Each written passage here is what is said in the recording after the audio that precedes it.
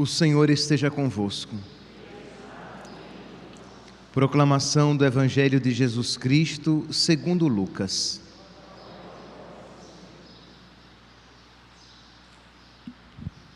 Naqueles dias, Maria partiu para a região montanhosa, dirigindo-se apressadamente a uma cidade da Judeia. Entrou na casa de Zacarias e cumprimentou Isabel. Quando Isabel ouviu a saudação de Maria, a criança pulou no seu ventre. Isabel ficou cheia do Espírito Santo. Com um grande grito exclamou: Bendita és tu entre as mulheres, e bendito é o fruto do teu ventre. Como posso merecer que a mãe do meu Senhor me venha visitar? Logo que a tua saudação chegou aos meus ouvidos, a criança pulou de alegria no meu ventre. Bem-aventurada aquela que acreditou, porque será cumprido o que o Senhor lhe prometeu. Então Maria disse: A minha alma engrandece o Senhor, e o meu espírito se alegra em Deus, meu Salvador. Palavra da salvação.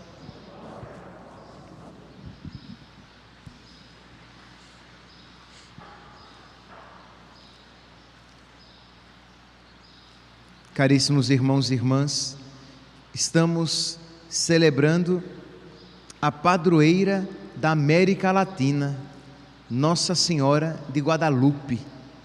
Então é uma alegria para todos nós celebrarmos a nossa mãe e a sua proteção.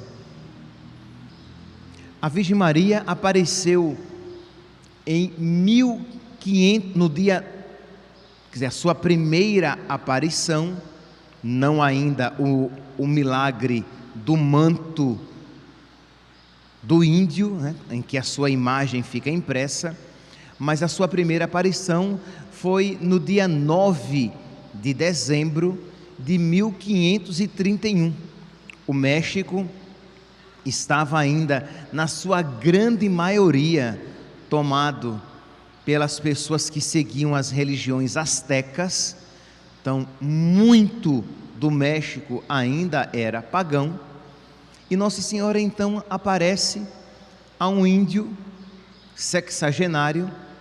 O Juan Diego tinha um pouco mais de 60 anos de idade, ele já era convertido, ele já era cristão, porque ele estava indo à missa, quando Nossa Senhora apareceu a ele e diz que ele deve ir ao bispo do México, porque ele estava em um pequeno povoado. Disse que ele deveria ir ao bispo do México e dizer a ele que ele deveria construir uma casinha de oração, ali onde muitos se encontrariam com Deus, que ele deveria construir uma casinha de oração, uma igreja, aos pés daquele monte. Ora, quando o índio ouviu isso, disse: minha menina, porque é interessante que ele tratava a Virgem Maria como uma menina, porque ela tinha feições muito jovens quando lhe apareceu, mas ela, por sua vez, o tratava também como um menininho, né?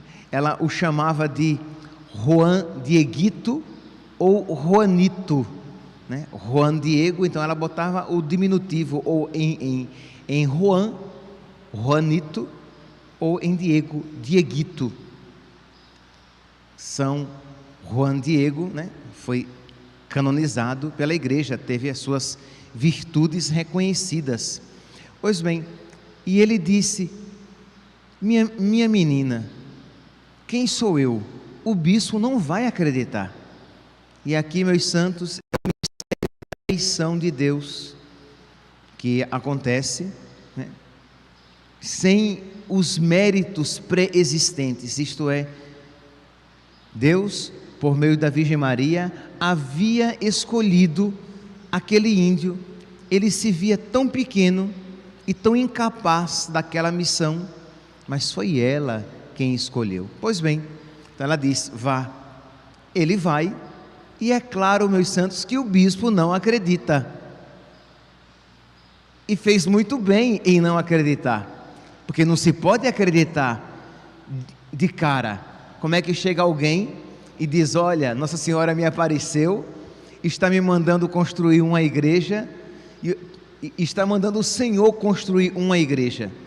Então é claro, é óbvio que o bispo não acreditou, e fez muito bem. Seria muito preocupante um bispo crédulo demais, que logo acreditasse.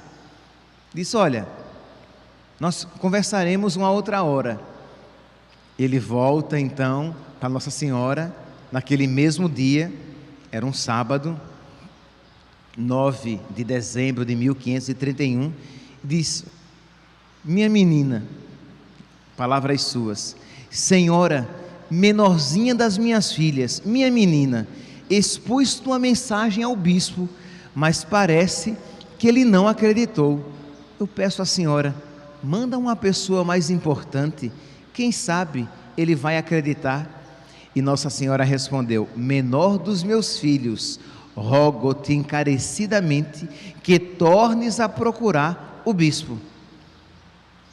Ele vai novamente, agora no domingo, no outro dia, ele vai e o bispo ouve, mas não acredita. Mas agora ele diz: eu espero um sinal, porque como é que eu vou construir uma igreja sem sinal algum de que isso seja de verdade vontade de Deus, manifesta por Nossa Senhora, vontade de Nossa Senhora.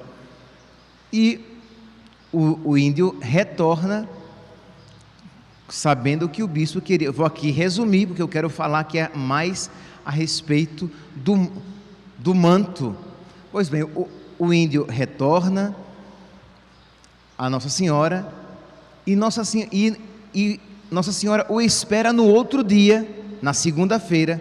O seu tio adoece, e ele, aqui interessante, ao invés dele ir para o seu encontro com Nossa Senhora, ele tinha um encontro marcado com Nossa Senhora, mas o seu tio estava doente, e o dever de caridade o obrigou a ir cuidar do tio e dar um bolo em Nossa Senhora.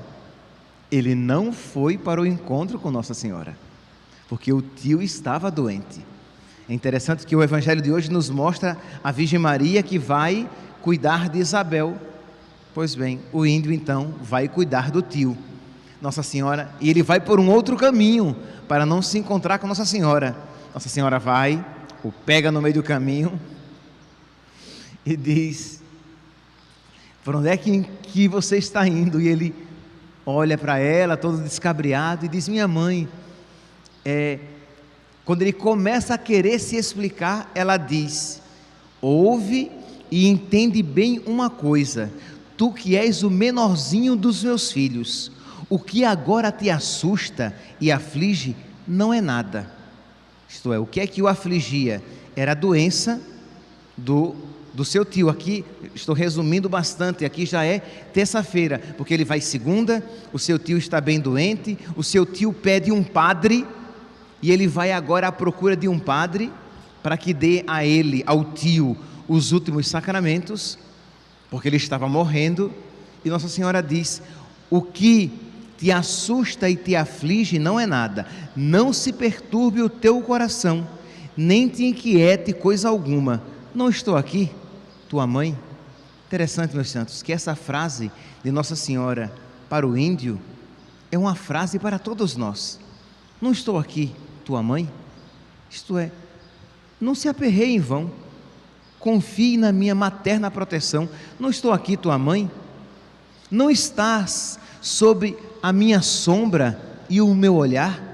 Isto é, todos vocês, meus filhos, estão sob a minha sombra e o meu olhar. Eu estou vendo todos vocês. Não estáis porventura sob a minha proteção? Não te aflijas com a doença do teu tio, fica sabendo que ele já sarou. Sobe agora e vai ao monte lá, onde eu tinha marcado contigo, e tu não foste. Vai lá em cima do monte e pega rosas de castela e leva para o teu filho. O índio nem sabia qual era o sinal que o bispo tinha pedido, e ele vai então pega as rosas de Castela em pleno inverno. Quer dizer, isso nunca iria acontecer. Ele vai, Nossa Senhora fica esperando, né? Já que ele não foi para o encontro, então ela agora ficou esperando. Ele subiu, pegou as rosas de Castela, voltou, ela abençoa aquelas rosas e diz: agora pode levar para o bispo. Ele põe então, ele carregava um poncho, né? Uma tilma, que era um manto feito de fibra de cacto. Então era um manto muito grosseiro mesmo. Ele põe as rosas naquele manto e vai lá levar para o bispo, porque Nossa Senhora tinha dado a ele de presente. Não sabia ele de que aquele era o sinal, e não sabia ele de que muito mais do que aquele sinal que o bispo havia pedido, Nossa Senhora havia mandado. Isto é, Nossa Senhora não mandou apenas o que ele pediu, mas mandou muito mais até. Pois bem, ele vai, é recebido pelo bispo, e ele então solta o seu manto, e rosas de Castela caem. Quando o bispo olha para aquilo, ele se espanta, não apenas pelo sinal, as rosas de Castela que ele havia pedido, e aquele índio tão simples, que nem imaginava o que é, porque o bispo caprichou, né? Pediu rosas de Castela no tempo do inverno. Então isso, mas o bispo se espanta, não apenas com o sinal, mas também porque ele viu que quando o índio soltou o seu manto, uma imagem de Nossa Senhora apareceu impressa naquele manto. Algo assim que o bispo ficou espantado. Meus irmãos, aqui de uma maneira bem resumida, né? Esse sinal tocou de tal maneira o coração do bispo, de que ele então começou a construção de uma primeira capela, que depois foi derrubada e foi construída uma outra igreja, e depois é o santuário que nós hoje conhecemos lá no México, lá, né, o santuário de Nossa Senhora de Guadalupe. E o incrível não está apenas aqui, meus santos. A partir de então, o México começa a se converter, porque aquele sinal, isto é, aquela imagem impressa, aquela imagem de Nossa Senhora impressa naquele manto, ela é um sinal que toca o coração de muitas pessoas, primeiramente, até mesmo daqueles que não creem. Ora, os cientistas, quando vão analisar, só para que vocês entendam o poder deste sinal, existem muitos católicos que eles não creem, que eles não acreditam em várias aparições de Nossa Senhora, porque, como vocês sabem, as aparições, nós não somos obrigados a acreditar, nós somos obrigados a acreditar nos dogmas. Então existem aparições que muitos católicos e grandes teólogos ou grandes cientistas não acreditam, mas a aparição, o milagre de Nossa Senhora de Guadalupe é unânime, porque até para os mais incrédulos, até para os mais incrédulos, é um sinal eloquente.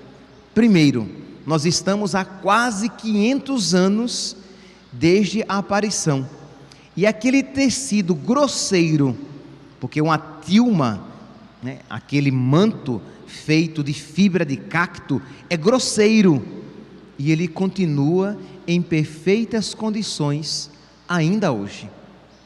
Segundo, quando se faz uma análise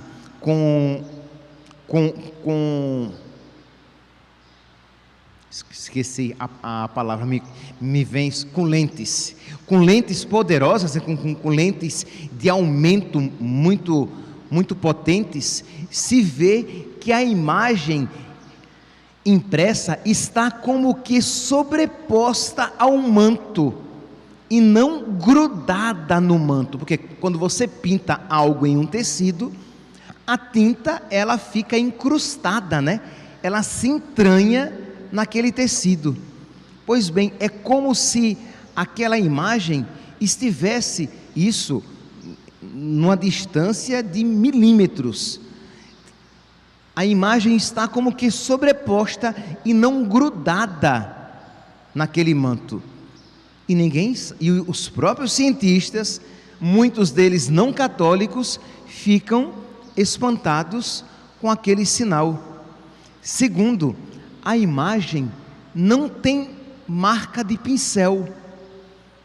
Isto é como se ela tivesse sido impressa pelas nossas impressoras atuais, mas impressa numa qualidade que nem as nossas impressoras mais sofisticadas na atualidade conseguem reproduzir, porque hoje não se consegue reproduzir uma imagem impressa com aquela perfeição que está lá no manto, na tilma de Juan Diego, lá na Basílica de Nossa Senhora de Guadalupe.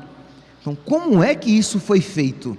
Como é que uma impressão no século XVI, quando não existia esta técnica, como é que isso foi feito, já que ela não tem absolutamente nenhuma marca de pincel? Outro sinal de que é feito aquela tinta, isto é, eles já fizeram pesquisas ainda hoje, e ninguém sabe o que é aquilo, porque não é mineral, não é uma tinta mineral, não é vegetal e nem é animal.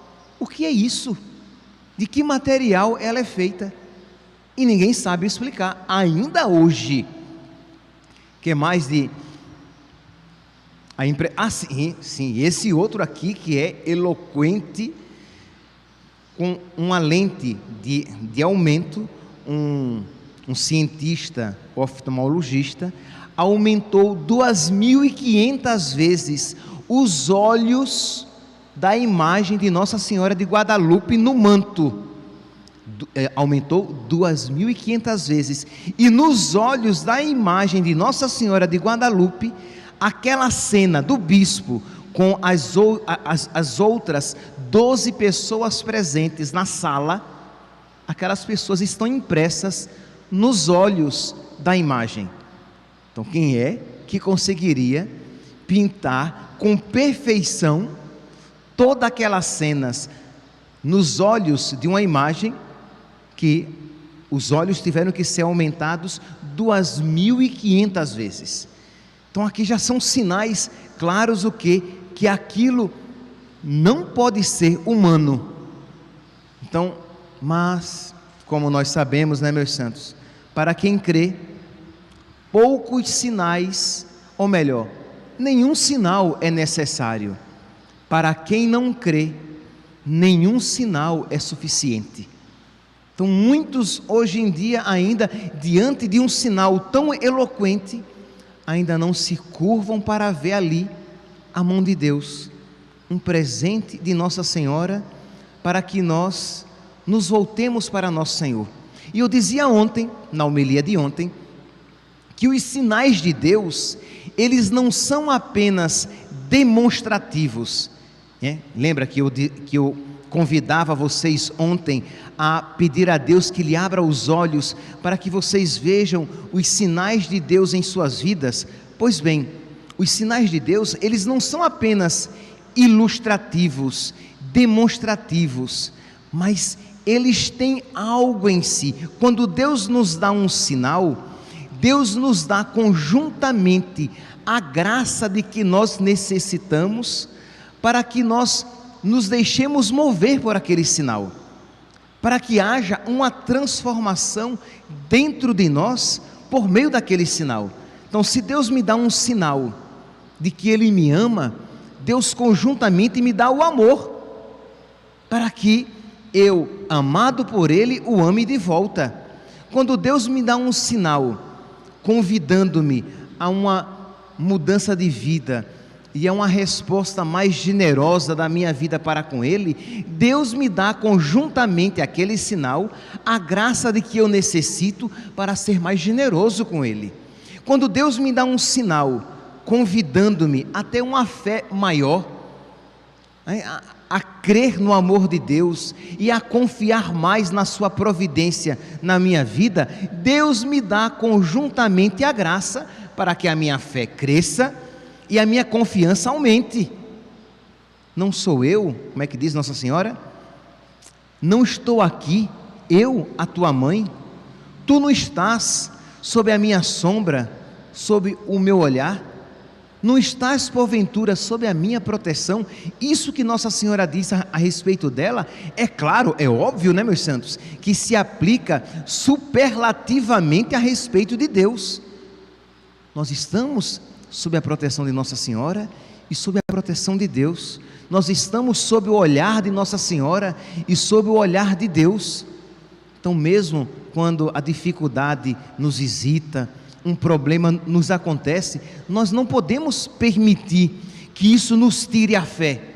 Podemos chorar, podemos sofrer, provavelmente iremos sofrer, mas mesmo em meio às lágrimas e em meio ao sofrimento, devemos dizer: meu Deus, eu confio em vós, eu creio em vós, minha mãe, eu sei que a Senhora está cuidando de mim, tomando conta da minha vida. Não permita, minha mãe, que eu me revolte com o teu filho, que eu perca a fé, mas que essa situação tão difícil faça com que eu cresça na fé, no amor a Deus, na docilidade à vontade de Deus, que eu aprenda a, com amor, carregar a minha cruz. Então, as dificuldades na nossa vida devem nos fazer crescer no amor, e Deus nos dá esta graça.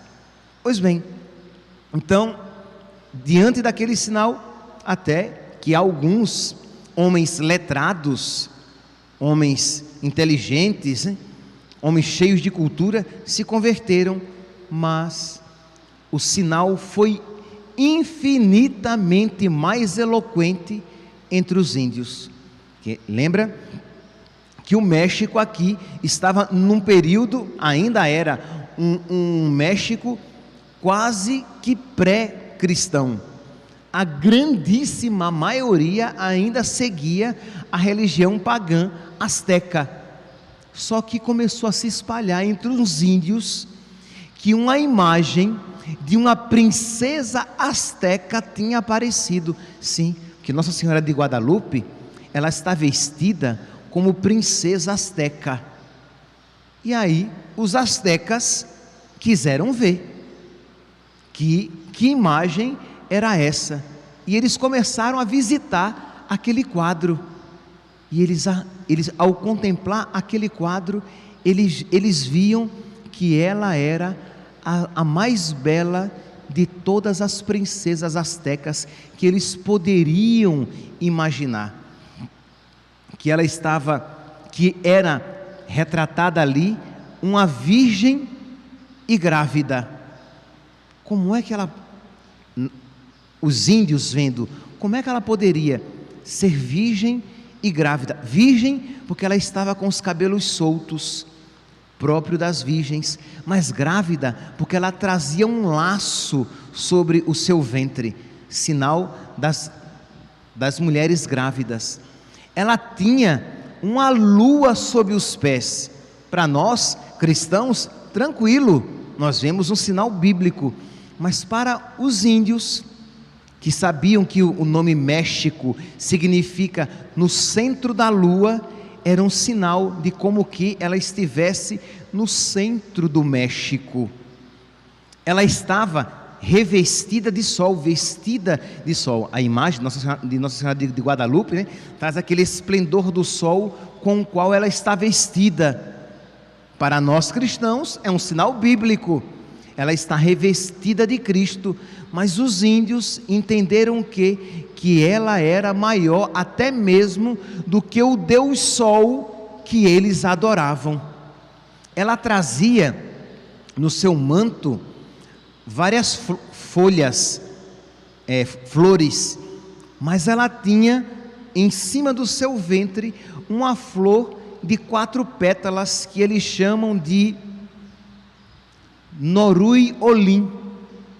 Norui Olim é uma flor que indica a plenitude da presença de Deus, Ora, se ela estava grávida, ela trazia aquele que era a plenitude da presença de Deus.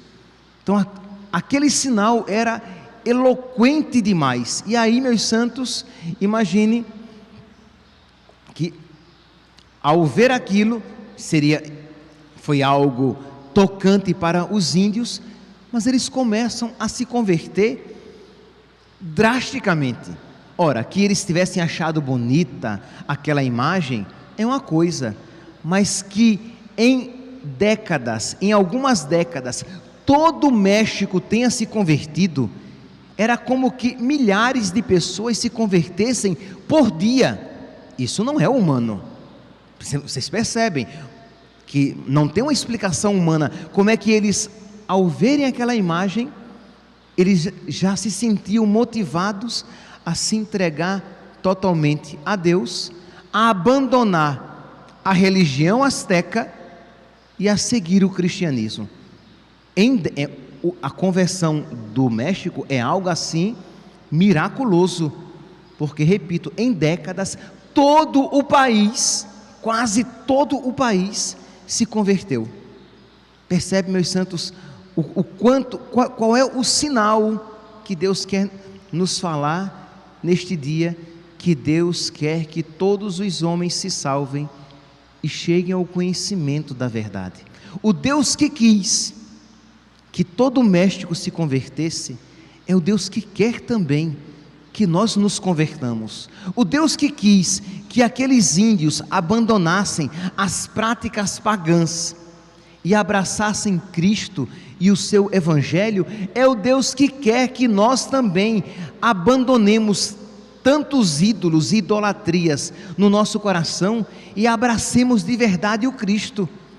Então, se você percebe no seu coração, e provavelmente, se você é meu santinho, se você parar um pouco, se você rezar, você vai ver. Claro, se a sua vida é uma agitação em que você não tem tempo para rezar, isto é, você não reserva tempo para oração, você não vai ver o que existe de pagão, de mundano, de realidades que desgostam o coração de Cristo, presentes no seu coração. Mas se você parar, você vai ver, e você poderá então apresentar a Deus, por intercessão de Nossa Senhora hoje, de Nossa Senhora de Guadalupe, e dizer: meu Deus, assim como o Senhor, por misericórdia, converteu a tantos pagãos lá no México, por misericórdia, Senhor, converte-me também a mim. Assim como o Senhor, com tanta generosidade, converteu aqueles corações entregues à idolatria, converte-me, Senhor, tão entregue ao mundanismo, aos apegos do meu coração. Mas nós precisamos suplicar a Deus, nós precisamos reconhecer que nós precisamos de conversão, e isso é um grande ponto, infelizmente ausente entre os cristãos. E eu estou falando com vocês sentados aqui no banco da igreja, e com vocês que estão acompanhando pelas redes sociais. Nós precisamos de conversão. Não pense você que você já é bom o suficiente e já alegra o coração de Deus com a sua vida. Você pode alegrar muito mais, se você já alegra. E você pode alegrar de fato, que talvez você esteja entristecendo o coração de Deus, com a sua vida pseudo-religiosa, pseudo-praticante, isto é, falsamente religiosa, falsamente praticante, porque as suas obras externas fazem com que você pense que tenha um coração internamente cristão, católico, agradável a Deus. Você tem práticas de oração e você se ilude com essas práticas de oração, de modo que você pensa que já é agradável a Deus. Ah, padre, então já sei, não vou rezar mais. Não é isso que eu estou dizendo.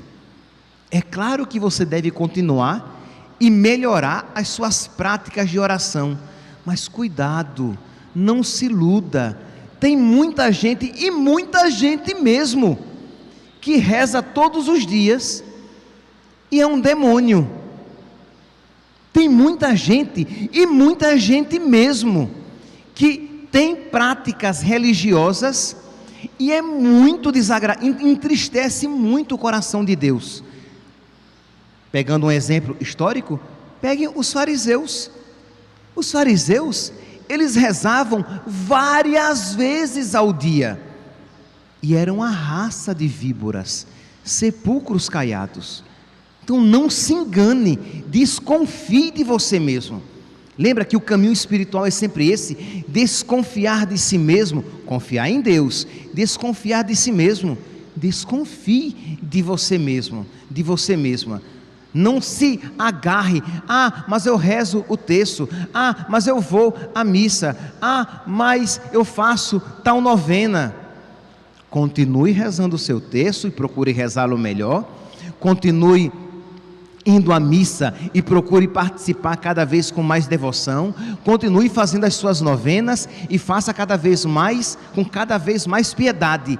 Mas saiba que isso ainda não é um sinal distintivo claro de que você está de verdade alegrando a Deus com a sua vida, porque pode ser, repito, que você seja um demônio, porque nem todo aquele que diz Senhor, Senhor, entrará no reino dos céus. Então cuidado, que você pode se apegar aos gestos exteriores. Então, mas se você, desconfiando-se de você mesmo, você diz: meu Deus, se a minha oração não é verdadeira, ajude-me a ter uma oração verdadeira, Senhor.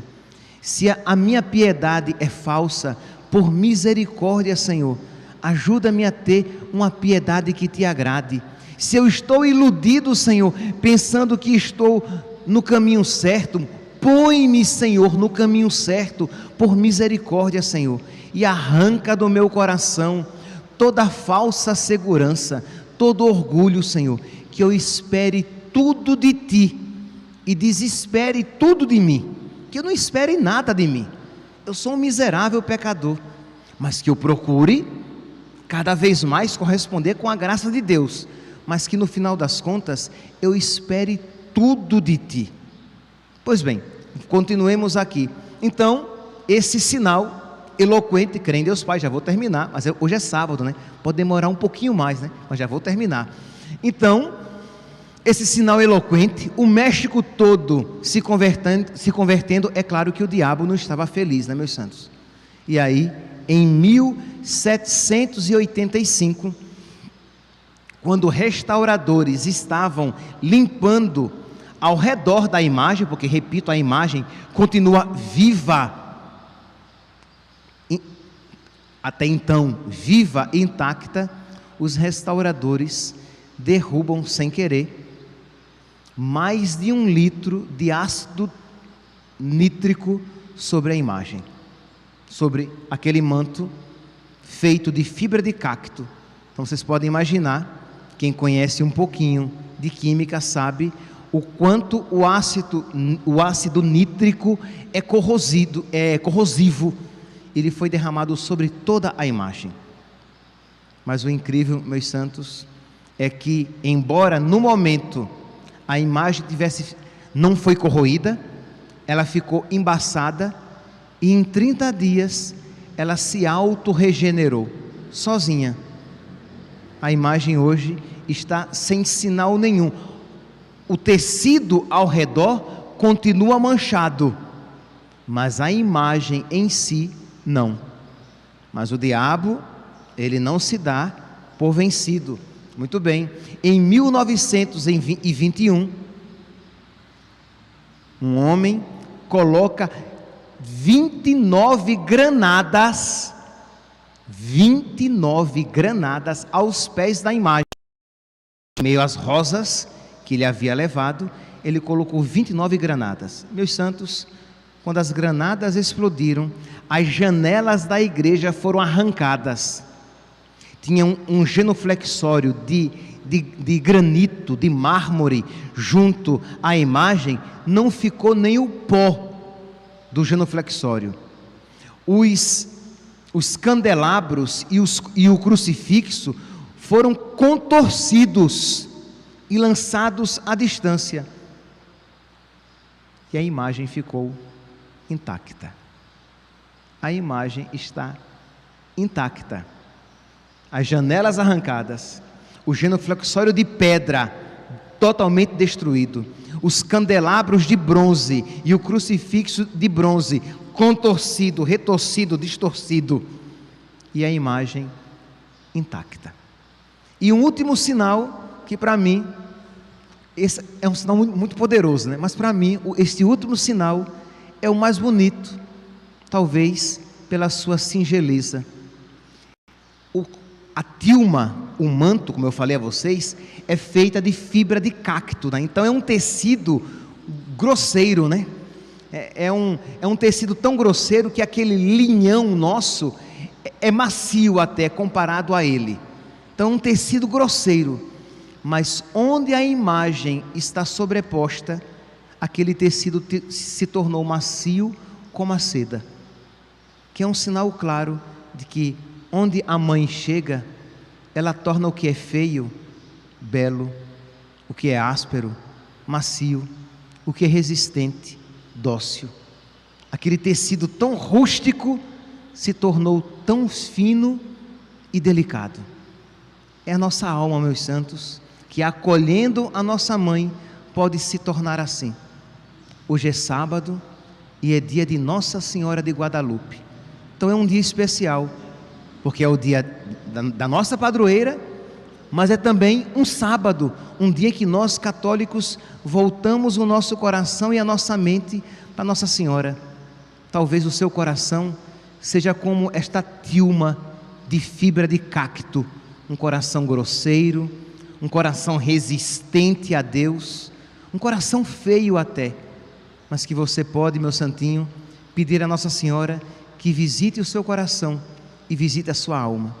Pode ser que esse coração feio seja do seu filho, da sua filha, do seu irmão, do seu pai, da sua mãe, de alguém por quem você reze, do seu marido, da sua esposa, e você sabe, sem orgulho nenhum no seu coração, mas você sabe que é um coração feio, um coração que vive no pecado, um coração grosseiro, um coração resistente, e você como filho diz: minha mãe, visita aquele coração, para que ele se torne um coração belo, um coração dócil, um coração maleável como a seda, não resistente à vontade de Deus. Ela, meus santos, porque ela é a onipotência suplicante, ela tudo pode de Deus alcançar. Que nós hoje então, neste dia, recorramos à nossa mãe, porque ela nos diz: não estou eu aqui, tua mãe? Não estás tu sob a minha sombra? Não estás porventura sob a minha proteção? Que a Virgem Senhora de Guadalupe, esta pequenina menina, interceda por nós, para que nós e os nossos demos muita alegria a Deus. Louvado seja nosso Senhor Jesus Cristo, para sempre seja louvado.